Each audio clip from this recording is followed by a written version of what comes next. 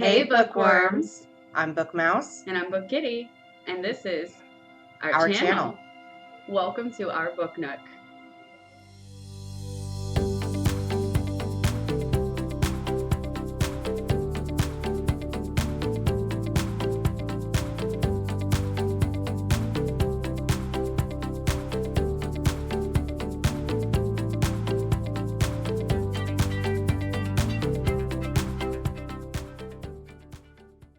So I'm BookMouse. I am a voracious reader. I have been reading since as long as I can remember. And as our description says, I'm the lady with the book in the bathroom, the book in the purse, the book in the car, a book everywhere. I have to read. I fell in love with reading as a child because it was an escape. I got to see the world through books. I got to travel. I got to go to magical kingdoms. I got to be strong and powerful warrioress. I got to be an intellectual solving crimes. I got to be somebody else, out of my shell, out of my little bitty tiny world that I had been raised in. And I love sharing those worlds with people. I love being able to help somebody escape from their own tiny reality for a little while and explore all the options that are out there. In today's world, it's so fast-paced. It's gotta do. It's rigid time schedules and task after task after task, and it's technology. I like holding that paper in my hands and forcing myself to slow down for a few minutes and read the written word, to take myself out of a computer frenzied world and relax, truly relax and enjoy somebody else's imagination. And I love that. I need that, and I want to share it, and that's what we're doing. I'm BookKitty, and I have been reading my whole life. More than that, I'm an aspiring author. I'm working on my first fantasy novel, which is looking like it's going to be a series. My favorite thing about reading and writing is world creation. I love to see an author, whether it takes place in our real world or a version of, or some fantastical world out in some other dimension. To me, world building is one of the most important things. It's what immerses you into the book.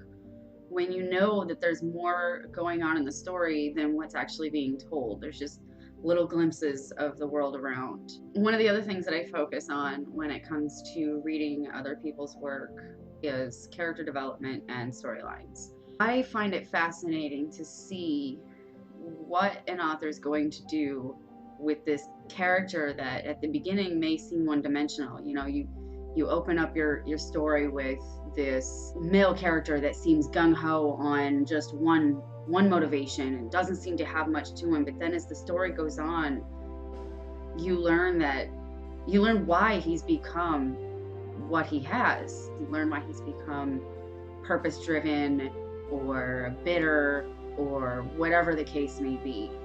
Seeing that play out to me is almost better than the story itself.